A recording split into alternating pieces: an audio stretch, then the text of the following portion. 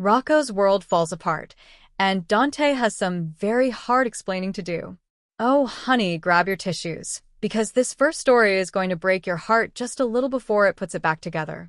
We're talking about a young boy who loves fiercely and trusts deeply, a father who made the only decision he could make even knowing it would cost him dearly, and a woman who has no idea that the very arrest she is furious about is the reason she is still breathing today. This one is layered, darlings. And every single layer of it is emotionally rich. Let us start with Britt. Because Britt is back in Port Charles. Not the way anyone wanted, not under the circumstances anyone hoped for, but back nonetheless. She is facing kidnapping charges. She is looking at serious legal consequences for taking Rocco out of the country. And the road ahead of her legally is going to be bumpy and uncomfortable and genuinely frightening at times. Even if Britt manages to avoid the worst possible outcome, there is likely some time in a cell at the police station waiting for her while everything gets sorted out. And for a woman who has already been through so much, that is a painful place to land. But here is the extraordinary truth underneath all of that legal mess. Britt is alive. Britt is sitting in that police station, frustrated and facing charges, and she is alive. Because of the timing of that arrest. Because the police walked through that door at exactly the right moment. Because Britt never got the chance to inject herself with what she believed was her medication, but what was actually a toxin that Ross had arranged to have sent to her through channels she trusted completely. She does not know that yet. Britt has no idea how close she came to a fatal outcome. She does not know that the package of vials she received, sent through someone she had no reason to question, was filled with something designed to end her life and make it look like a tragic complication of her illness. The arrest that she is almost certainly furious about, the one that humiliated her and dragged her back across the ocean in handcuffs, that arrest saved her. And Rocco does not know any of that either. Which is what makes the conversation that Dante is about to have with his son so incredibly difficult. Because Rocco is not going to take this quietly. This boy poured everything he had into caring for Britt in Tortola. He built a real bond with her. He refused to leave without her. He dug his heels in and insisted that the adults around him do right by this woman he had grown to love in his own fierce, stubborn, beautifully loyal way. And now he is finding out that his father, the person who is supposed to be on his side, called the police. Dante summoned the very people who put Britt in handcuffs. And Rocco is going to feel like he was lied to. Like the trip that was supposed to be about bringing him home turned into something that hurt someone he cares about deeply. Dante is going to have to sit across from his son and explain himself. And that conversation is not going to be gentle or easy or quick. Rocco is going to blow. He is going to feel the full weight of guilt, because if he had not reached out to Charlotte, if that chain of communication had never started, maybe none of this would have happened. He is going to carry that. And on top of the guilt is going to be genuine, burning anger at Dante and Lulu for not being straight with him about what they were planning. That anger is not going to disappear overnight. The trust between Rocco and his parents has taken a real hit here. And the fallout from this is going to quietly shape that relationship for months to come. The cruel irony is that Dante's decision, however painful the consequences, may have been the most important thing anyone did to keep Britt alive. But try explaining that to a heartbroken, furious teenager who only sees what he lost, not what was saved. Peter is back in Anna's head, and he is sending her somewhere terrifying. Now we are moving into territory that is genuinely chilling, because this next storyline is not about a villain lurking in the shadows of Port Charles. This villain is living inside Anna's mind. And that, darlings, makes him infinitely more dangerous than anything Ross ever was. Anna is coming home. After everything she endured in captivity, after the gaslighting and the isolation and the psychological warfare that was waged against her, Anna convinced the people responsible for her care that she is ready. She told her doctor what he needed to hear. She told Felicia what she needed to hear. And now she is walking back into Port Charles, back into the arms of the people who missed her and worried about her and counted the days until she came back. But Anna is not okay. Not even close. Because Peter is with her. Not the real Peter. That chapter closed long ago. But a version of Peter that lives entirely inside Anna's mind, whispering in her ear, standing in corners, appearing when she least expects it and most wants him to disappear. These visions have been shaping Anna's thinking and influencing her choices in ways that nobody around her understands, because Anna has made a deliberate decision to tell absolutely no one what is happening to her. Not Felicia. Not her doctor. Not the people who would drop everything to help her if they only knew the truth. Anna is carrying this completely alone, and the reason she is doing that is heartbreaking in its own way. She does not want to be sent back. She does not want to lose the freedom she fought so hard to reclaim. So she keeps the secret. She puts on the face. She performs recovery for the people who are watching her, all while Peter stands just out of everyone else's line of sight, steady and persistent, and getting louder. And now summer spoilers are telling us something that makes this situation genuinely alarming. Peter is not just appearing passively in Anna's visions. He is giving her direction. He is delivering what can only be described as orders, pushing Anna towards something dangerous, towards something that could hurt people, toward a path with a very dark destination at the end of it.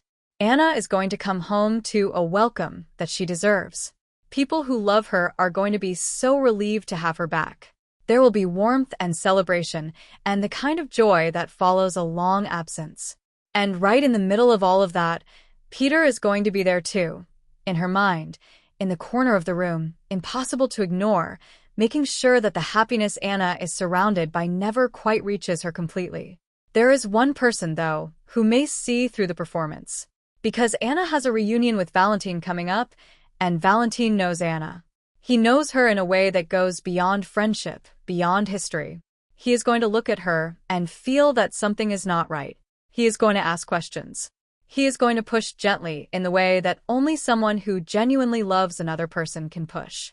And Anna is going to have to work very hard to convince him that she is fine. Valentine also has information for Anna about everything that happened with Ross, the truth about her imprisonment, the gaslighting, the full scope of what was done to her, and why.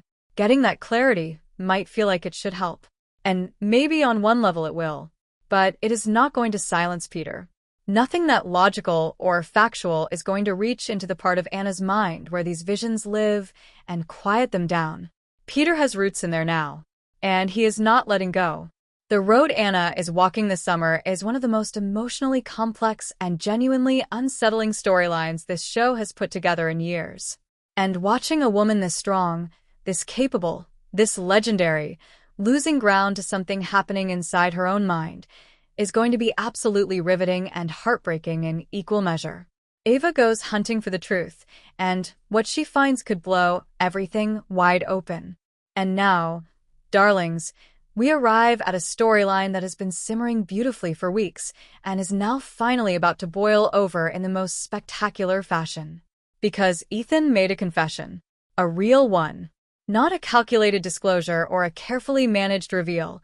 A raw, unfiltered, bleeding out and losing consciousness confession that tumbled out of him before he could stop it. And Ava heard every single word. Here is how it happened. Ethan was in serious trouble. He was injured, losing blood fast, fighting to stay conscious. And Ava, sharp and relentless even in a crisis, kept him talking. She mentioned Phoebe. Maybe deliberately, maybe instinctively, but she said the name. And Ethan, with his defenses completely stripped away by blood loss and pain, and the terrifying possibility that he might not make it, blurted out the truth he had been protecting so carefully. Phoebe is not his daughter. Just like that. Out in the open. After all the careful maneuvering, after the DNA swap and the stolen evidence, and the months of leaning into a lie that people around him believed completely, Ethan said it out loud. To Ava. In a moment he had absolutely no control over. Now Ethan is being patched up at General Hospital. And as the adrenaline fades and the pain becomes manageable and clarity starts coming back, he is going to realize exactly what he said. And to whom. And the damage control is going to kick in immediately. He is going to try to walk it back. He is going to suggest he was rambling, delirious, not fully aware of what was coming out of his mouth. He is going to do everything in his power to make Ava question whether what she heard was real or just the desperate babbling of a man who is frightened and fading. But Ava is not buying it. Not for a single second.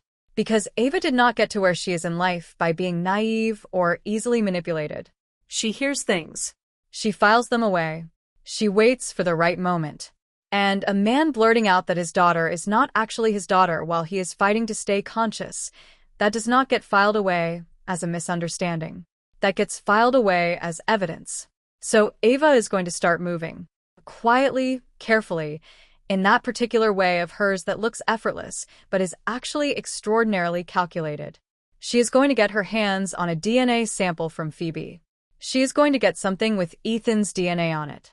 And she is going to run a secret paternity test, completely off the books, completely under the radar, that will either confirm what Ethan blurted out in that terrifying moment or expose him as someone who says wild things under pressure.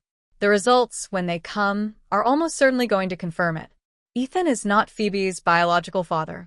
The lie he built so carefully, the evidence he tampered with, the narrative he constructed, all of it is going to be laid bare in Ava's hands. And that is where it gets truly dangerous. Because information like that, proof like that, does not stay contained forever. Ava may intend to hold it close. She may believe she can control it the same way she has controlled other secrets. But secrets, with this kind of weight, have a way of escaping. They find cracks. They slip through. They reach people who were never supposed to know. And spoilers are hinting that Phoebe's real biological father is someone whose arrival in Port Charles is going to change everything. Someone from Ethan's past. Someone whose appearance is going to make Ethan move fast, possibly faster than he has ever moved in his life. Because whoever this person is, the moment they show up, Ethan is going to understand immediately that staying in Port Charles is no longer safe for him. That means a new thread is forming on the horizon. A new face carrying old secrets and fresh danger. And Ava, sitting on a DNA test that confirms everything, is going to find herself right in the middle of a storm she may not have fully anticipated when she decided to go digging. But that is Ava. She has never been able to leave well enough alone when there is a truth begging to be uncovered. And she has never once walked away from a situation that offered her leverage. Whether this particular leverage protects her or destroys her, well, that is the question that is going to keep every single one of us watching with everything we have got. Port Charles is alive with secrets this summer, darlings. Rocco raging at the parents who saved a woman he loves without him knowing it. Anna smiling at her welcome home party, while Peter whispers in her ear. And Ava with a DNA test in her possession that could bring an entirely new enemy walking straight through the doors of this city.